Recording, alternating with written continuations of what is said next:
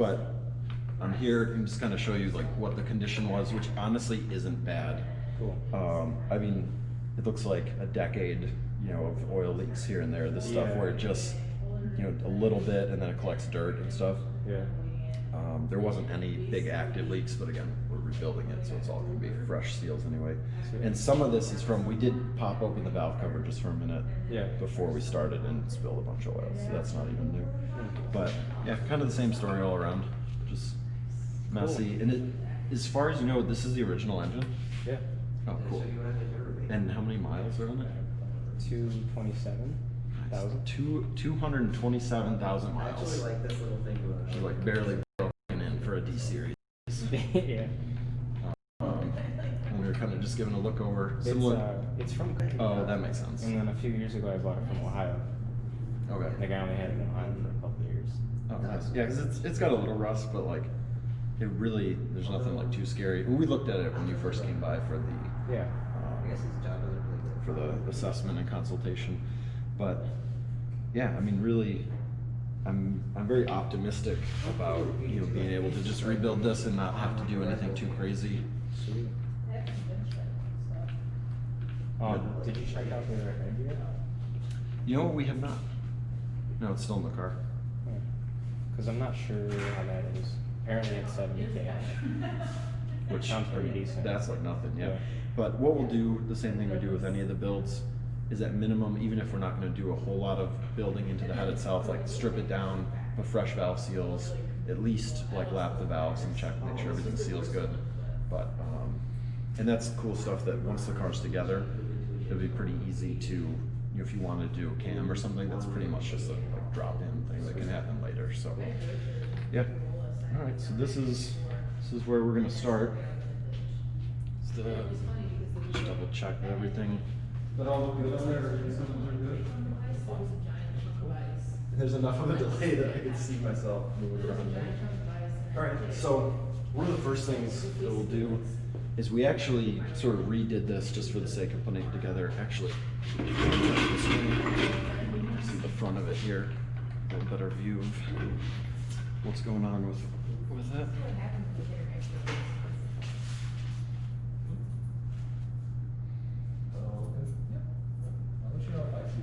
Yeah. All right, so before we pulled it out, we actually did take off the distributor and the spark plug wires and all that. I just put it back just to sort of start from, you know, from the whole package. Okay. So these are actually just finger tight. So we'll pop these out. But that's pretty normal that we'll pull this off, basically just to avoid damaging it when we're pulling the engine out.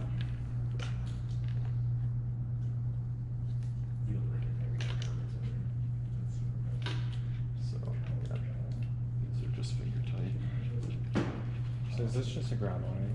Yes. Okay. Yeah, this is a ground wire. This I was actually puzzling about for a few minutes earlier, because so this would go to the chassis. And what's interesting about this is these bolts, and you'll see when we pull these out, these have like rubber seals in them. And so when you ground this to here, the stud will actually ground it into the head, which then goes into the block. So like the whole engine is grounded, except the valve cover, because there's rubber under this washer here. And so then it's got this other little guy to ground the valve cover, which I'm also not entirely sure. There's nothing electrical on the valve cover, but it grounds the valve cover because the gasket would basically isolate it. Was that put on after, or that side? I don't know. I mean, it looks really factory, the way this is all crimped together, and it's like kind of, and I mean, it looks about 30 years old. Is yours a 90 or 91? 91. 91. Yeah, so this came out of a 91 wagon. Is it it's the RT? Yeah, RT, the four-wheel drive RT Civic Wagon. What would actually be really cool, Corey, I don't know if this is something, I don't know anything about video processing, but like while we're talking about this, you know, like in YouTube videos where they're like, oh, it came out of, you know, 1991 Civic RT all-wheel drive wagon, and people are like, what the heck is that? And then I go, here, and then like we put a picture of the wagon right here. Yeah, that'd be cool.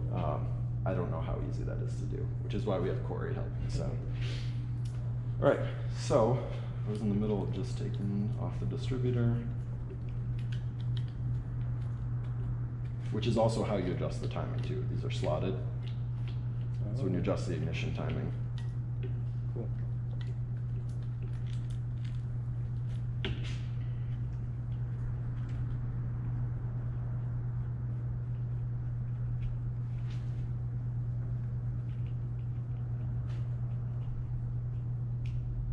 this is the part where they would fast forward in a normal, non-live version.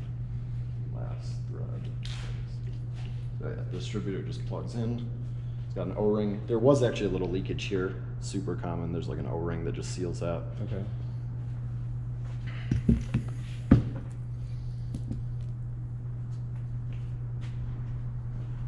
And then actually you can see, I don't know if you'll be able to see that, but you can see the end of the camshaft right in there. The lighting's pretty terrible, but Do you need a flashlight? actually, do you have one? Oh, everyone has. Going up is fine here. Oh, is it really? Yeah. Yeah. So you can see that's actually the end of the camshaft that picks up the distributor there. Oh, now and then every time I put this down, I'm going to be concerned about angle. It's very forgiving. Cool. All right.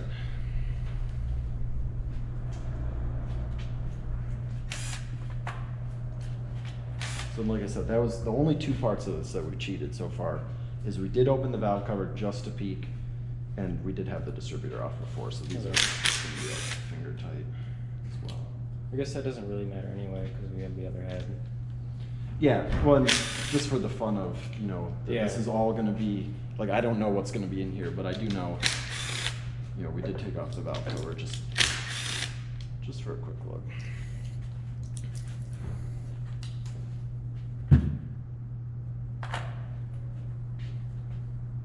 Which also means it should just kind of pop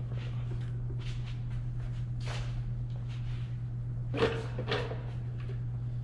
And there's a couple of these hoses.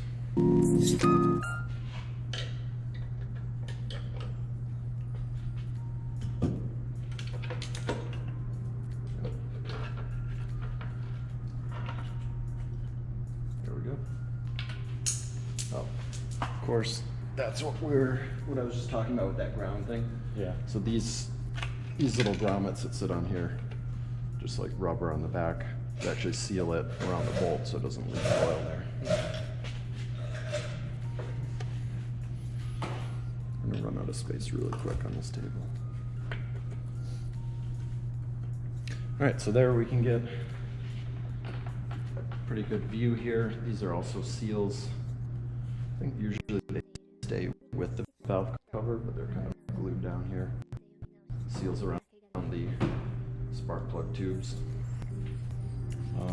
But yeah, so like I said, we took a quick peek earlier. We didn't really look too close, but so far what I'm seeing looks promising. As far as condition, get a view in here.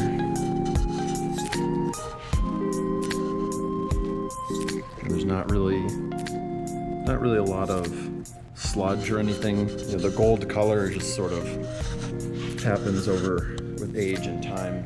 You know, the oil kind of stains it. So that's not bad, but there's nothing gross in here. And again, you know, in this case, we're not planning on reusing this head, so the condition of it's not too big of a concern, but it kind of gives us the first window of what the rest of the engine may look like. Yeah. So for this project, for those following along, we're going to be swapping on. This is, I guess maybe I should have started with that, but this is the D16A6, which is the non-VTEC, one of the non-VTEC versions of the D16 1.6 liter single overhead cam Honda engines. And so part of this build is we're going to be swapping on a D16Y8 head, which is a VTEC version, virtually the same proportions. Most of it's completely interchangeable, but that's part of the recipe that we're going on this build. Yeah, like I said, everything looks pretty good here, and this is kind of the magic of, you know, a single overhead cam. The duals are, you know, kind of straightforward because you've got a cam on each side. You know, one works on this case, this is the exhaust valves, excuse me, and the intake valves, so you'd have a separate cam for each. In this, it's almost like magical, you know, how they set all this up, where you've got these rockers, so the one cam is like right down the middle, and then that runs all of the valves, which is pretty cool. Yeah, that is cool. All right, so we got our first peek in there. That looks pretty good. The next step, I think what we'll actually do is swing this around.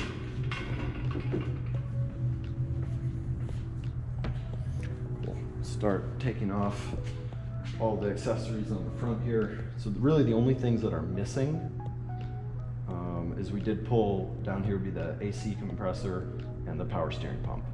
We'll sit up top, AC compressor down there. We pulled that stuff out so that we could get it out of the car easily. Alternator's still here. So we'll start pulling off some of this.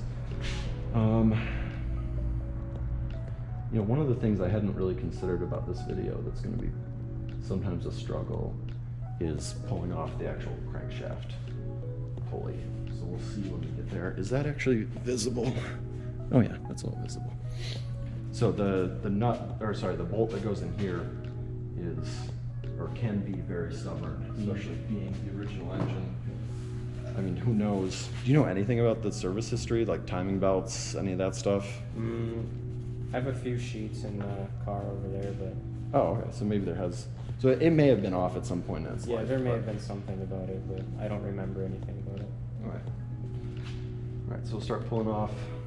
I guess we'll start with the tensioner here.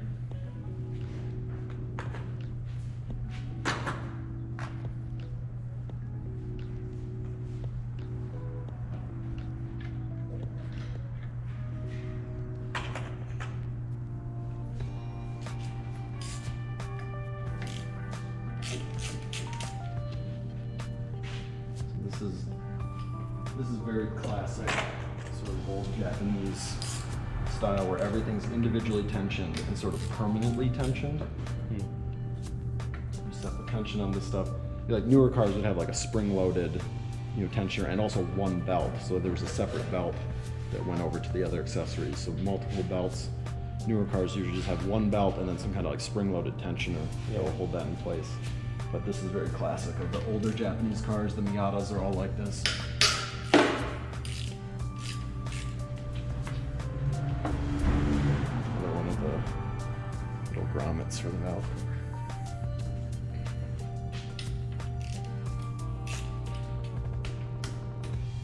Now what's cool actually is on the Miatas they have a threaded rod. So you can turn it and just set the tension exactly where you want it. These are kind of funny. You just sort of stretch it and tighten it and pray that the belt doesn't stretch later. That's the cool thing about the spring-loaded tensioners is like over time and temperature, if the belt stretches or contracts a little, it'll soak all that up. But the belt off of there. Pull this bracket off.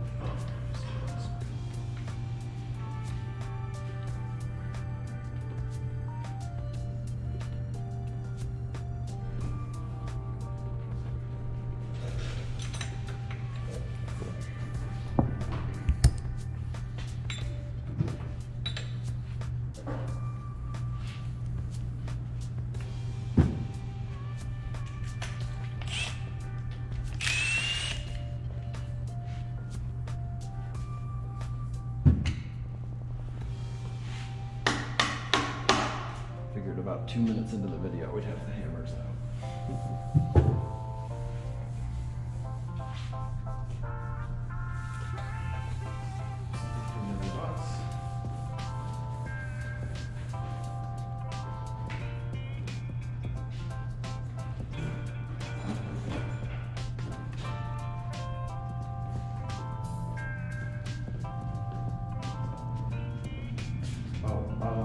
Do you have those fancy loop sockets? You know those? The little weighted ones? Yes.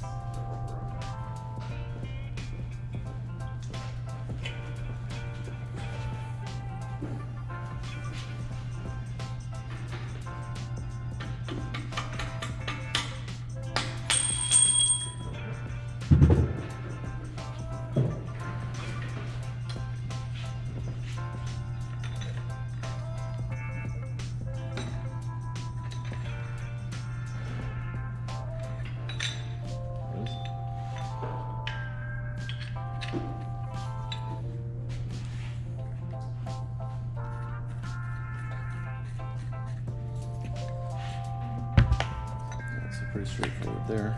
It's also kind of funny how tiny this alternator is. I think they've gotten a little bigger, even as like the 90s Hondas kind of went on. But it's kind of classic Honda though. Everything you need, nothing extra.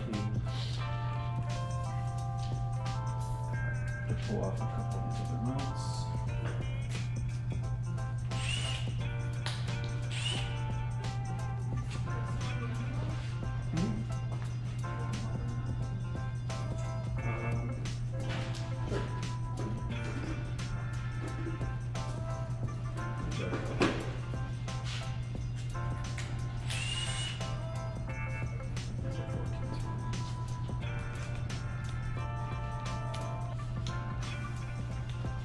Alright, so I'm going to pull off this mount here. This is for the power steering pump. Yeah.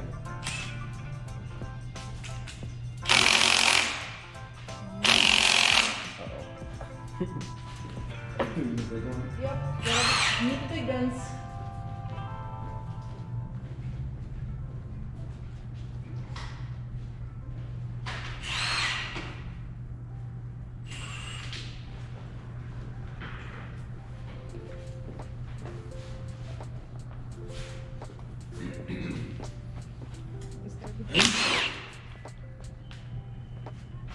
A little better? Alright.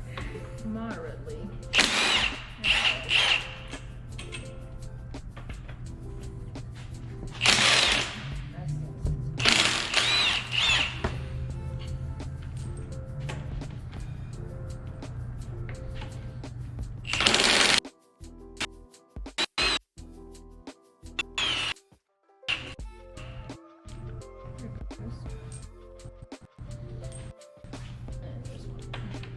The old engine smell. You smell it already? Mm-hmm. I don't know what that is, but every old engine, it just, when you start taking certain bolts out, it just smells like something died inside of it. And it With a usually, mix of burnt popcorn. yeah, I don't, usually it's not engine mounts. Usually it's like when you start pulling the head bolts. I don't know why, on a lot of these old Yeah. Japanese engines, you pull the head bolts and there's just this odor. Oh, there it Oh. is. There it is too. Oh. Colin, did we start to take some of these out when you were taking it out of the car? Get it? A couple of these were like finger tight. Yeah. All right. Sounds about right. You know, this can just go down here for now. There's the bolts. Bolts for that. All right, good. So we got that. Old engine fill. Yeah, I was gonna put on gloves before I started, but that ship has kind of sailed. All right, so it looks like we got everything out of the way. We can start pulling off the timing covers. So, we'll go back to that. Hoping so. Or even better yet, the little guy I got there.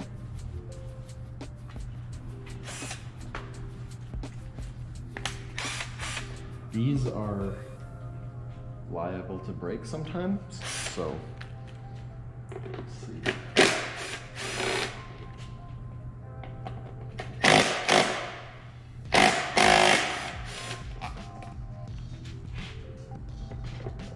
There we go. Little grommet there. Cool, so we get our first glimpse here of the actual timing belt. Which actually, I mean, it doesn't look like it's in bad shape. A little bit worn, but everything looks pretty good in there. Which again, not too concerned about that type of stuff since we'll be replacing. As part of the build, of course, we're gonna do the water pump, timing belt, all the accessories, seals, everything. Off the top of my head, the secondary cover may require pulling Yeah, we will. the crank pulley. A couple more bolts, Yeah. kind of hidden by it. All right, so this is going to be. This is usually one of the worst parts of the job. 19. Just a little bit. Well, hopefully 17 then. Yeah. Yeah, they're heavyweight sockets for exactly this type of thing. The alternative is trying to hold the crankshaft somehow, on the backside. I mean, there's a couple other tricks, but hoping. You want me to get fire involved? Yeah. Wow. Yep. And that's exactly why they make these. I'm not sponsored by these guys or anything, and I don't honestly even know the brand, but these are pretty cool. Just like massively sort of overbuilt, heavy, amplifies the impact specifically for exactly this type of work. Which is cool that it worked out. So these were part of the timing cover. This might be fire. I'm encouraged by how easy. It wobbles. Yeah, and how easily the bolt came out. And just a little bit of persuasion.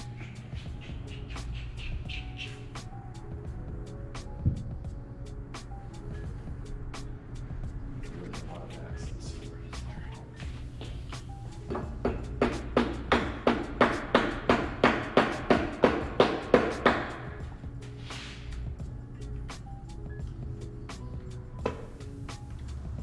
You know what we're gonna do?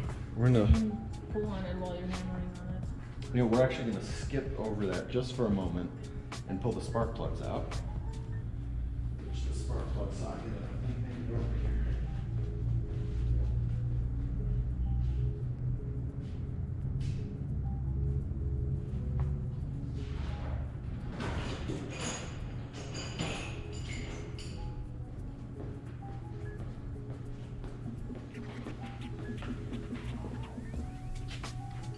The wiggling is encouraging, but I wasn't. Oh, that actually. I think you might get it.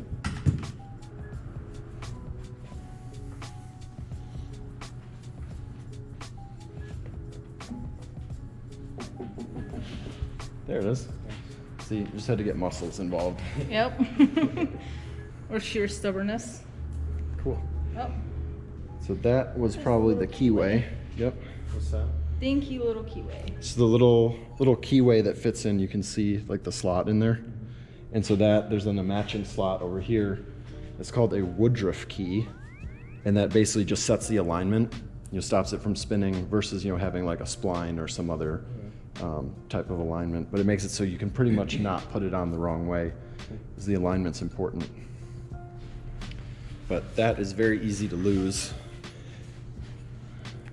Luckily they are replaceable, but that's the type of job if you're trying to do like the type of thing if you're trying to just do a quick timing belt, in your garage over a weekend, that goes flying, and it's not usually something you can just get at a hardware store. They're usually pretty specific to the application. All right, so now we can get access to these other lower bolts.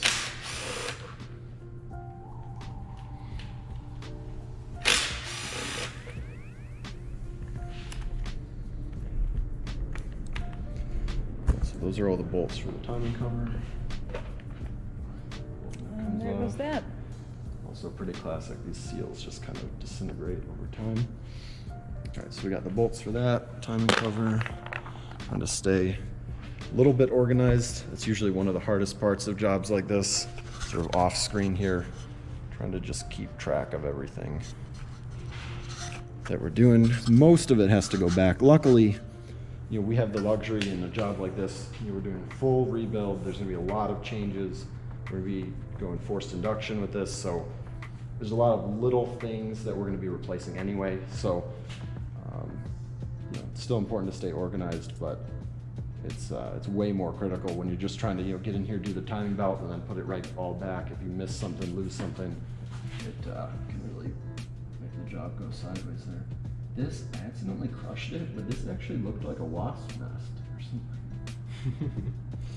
Some sort of little, it was kind of like a little shell made out of like debris and mud in there, like a wasp might do. That's cool. But there's just one, it wasn't like a Like whole. a mud dauber. Yeah. Bizarre. price. Okay, but overall, everything looks pretty good in here. And pretty clean. A little bit of oil at the bottom. You know, if we were just doing a timing belt job on this, we'd replace the seal that goes behind this pulley for the crankshaft, and the same thing for the cam pulley up there. Washer here.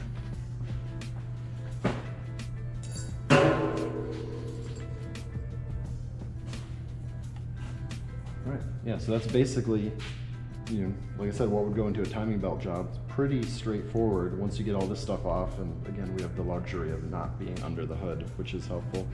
Which includes having the engine mount out of the way.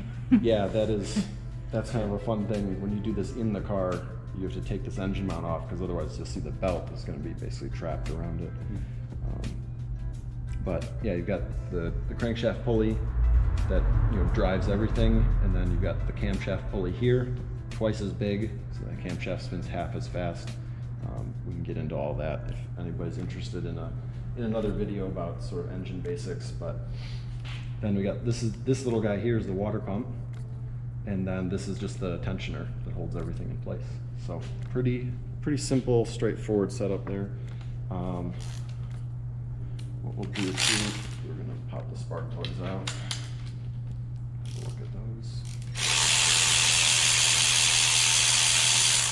Another one of the possible pitfall disasters that can happen is a spark plug breaking off inside. We've been pretty lucky around the shop to not have to have dealt with that, but it's a relatively common thing. So this is actually, these are kind of nice plugs. NGK, it's like actually like iridiums. It's got like the really sharp point on there. I think they're pretty recent. Yeah, they look. Yeah, I was gonna say they don't look, you normally get like kind of you sort of get like brown around the bottom and stuff as they age, but. Yeah.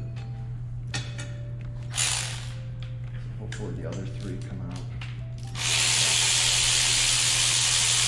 You'll notice there, like spark plugs are something, sort of a segue from the possible pitfall of them breaking is they tend to be over tightened. You'll see that was a little tighter than the others, but the torque spec on the average spark plug is only about 14 foot-pounds. And these all look really good. Like you're saying, probably pretty recent. Yeah. You know, no. I think just maybe a year ago. Oh, okay. And I haven't driven it much since. How long have you owned the car? 3 years. 3 years? Okay. Yeah, so, no, that's good. But yeah, they look clean, you know, don't look, and I mean, the car's been running well, right? For the most part, yeah. For the most part. Sometimes it doesn't start. I think that's why we did that, because we were just trying to zero down an electrical issue. Yeah. Yeah, that's one of those things that, Which didn't really work. you know, and that's what was going to be my follow-up question, is that spark plugs are one of those things that, you know, especially on 4 cylinders being right on top, I mean, it's a really straightforward job. You know, V8s and V6s, you know, sometimes can get a little more difficult to do a quick spark plug job. But it's one of those things that, you know, even for us here, you know, comes up and we think like, oh, well, you know, maybe that'll help. And it's funny, it's like 99% replacing the plugs doesn't help. But it's like, it's kind of that first step of like, let's make sure it's not something dumb and easy as we start to diagnose. Yeah, it's cheap, it's easy. And you know, if you spend a couple hours trying to diagnose something that turned out to be that, it'd be kind of a waste. But it's like more of the valve cover seals. Oh yeah, so that's. Was it broken already? It was already broken, Yeah. and yeah, this is what happens. And this is why, you know, on older cars you get all these oil leaks and stuff, because the rubber just starts to turn into. It's a little softer on that side, but it just becomes brittle plastic. It doesn't seal anything anymore. All right, good. So plugs came out nice and easy, which was something that I was a little bit worried about. The dipstick out of our way. Yeah, this is another one of those things. That's probably what happened to the other one. It was a piece of this whole thing. Yeah. It just broke right off. Yeah, it was like 3/4 of it. I don't know if I pronounced it right, but Julian Marcel says thank you for the work you did on his Miata. Oh, Julian, yeah. Oh, yeah, thank you for tuning in. Yeah, we had Julian's Miata in here a couple weeks ago. Just like some basic stuff to prep it, before we put it away, or before he put it away for the winter. Timing belt, water pump, fluids, that kind of stuff, making sure that it'll be ready for him in the spring. That's cool. Glad to see that he's tuning in. Thank you for your support, your patronage. All right, so now we're on to pulling off the timing belt. Should just be 14 millimeter for the tensioner.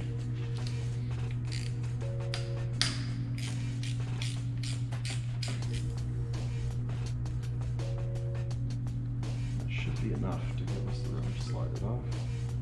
There we go. Yeah, so this, I would be hard pressed to believe this is the original. No, I don't think it is. Yeah, but it's not in bad shape. And this is actually a funny thing that we tell a lot of our Miata customers, because Mazda wants the timing belt to be done every 60,000 miles, which seems a little bit intense. Most cars it's closer to 90 or 100,000. And what's interesting is it's a timing belt job, and it would be similar, I think, on most of these Hondas. We don't do quite as many of those, to say from personal experience, but usually the belt is fine. You're doing this timing belt job, and usually the belt isn't really the issue. But a lot of times we'll find, we'll tear it all apart, and there'll be some seepage around the water pump, that's all hidden under that cover. You'd never even know that your water pump's kind of on its way, or leaks around some of the oil seals. And so that's actually incredibly common.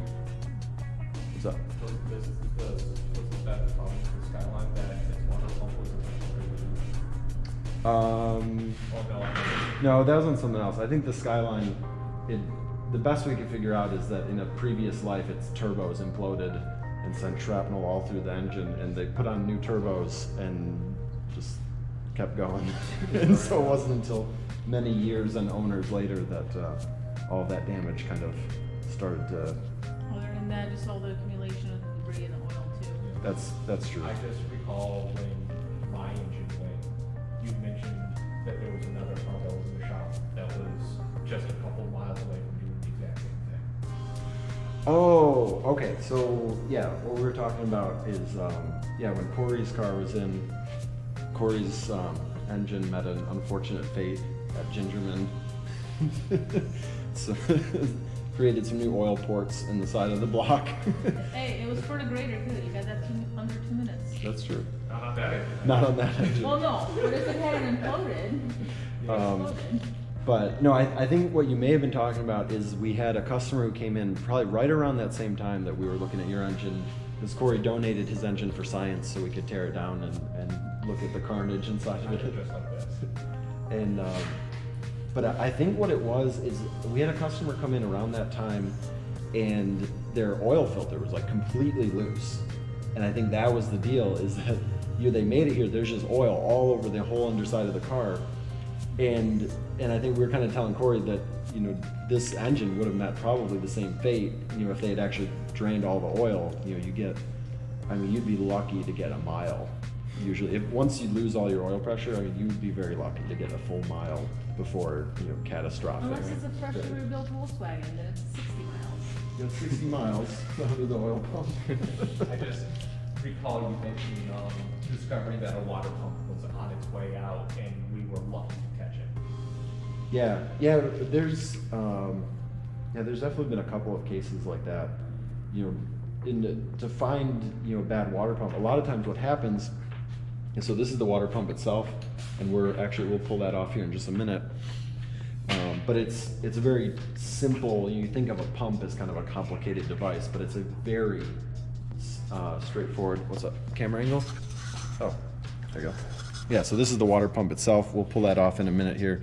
But the common thing that happens is there's seals around the shaft, and it'll start leaking, and it'll lose, just a drip or two here and there, and then it evaporates before you even see it hit the floor. And we've seen that in a couple of cases, where you're losing a couple of drips every time you drive the car, and suddenly the car's low on coolant, could overheat, and there's not been any warning signs at all. So that's where sometimes these mileage recommendations, we end up catching stuff. We're doing the maintenance based on the mileage and what the manufacturer recommends. And it's amazing how many times, you know, that we've seen that where we catch something that there would have been no other way to ever, you know, catch this just, you know, based on symptoms, you know, noise or anything going on with the car. So that's the tensioner. So this actually, that's a pretty good example. You can hear there's just a little bit of play in it. That's another thing that we find when doing timing belts at the recommended intervals is you'll sometimes have, you know, the bearings inside these pulleys starting to go bad. And you know, the belt, the water pump, everything else might be fine, but you never know kind of which thing it's gonna be, but there's usually one. So you can see there's just, you can almost hear it. It's just a little bit of play there. So that's common too when we do timing belts is, and that's also why when we quote the jobs, we do the entire thing. We don't do like partial jobs on any of that. So we do the oil seals that are behind here. We do the tensioners, and on so Miatas are what we work on a lot. Basically the same setup. We got 2 camshafts, and there's 2 tensioners. Well, a tensioner and an idler, but between all those, there's usually at least 1 or 2 things that are going on, even if, you know, everything else seems to be healthy on the car. All right, so we'll pop the water pump off.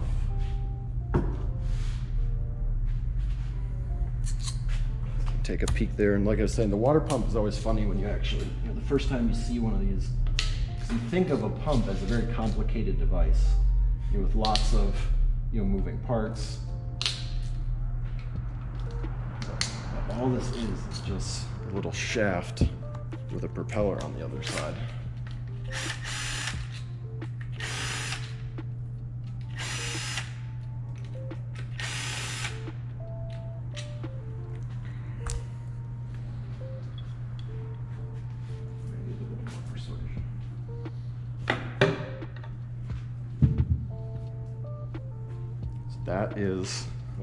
That's the water pump. You know, like I said, it's not usually what anyone would picture. Now these Honda ones are sort of especially simple. The Mazdas and Miatas and some of the other things we work on, it'll have maybe a little more structure to it. The Miata actually has kind of the output port, where on the Honda here you can see sort of the in and the out ports are all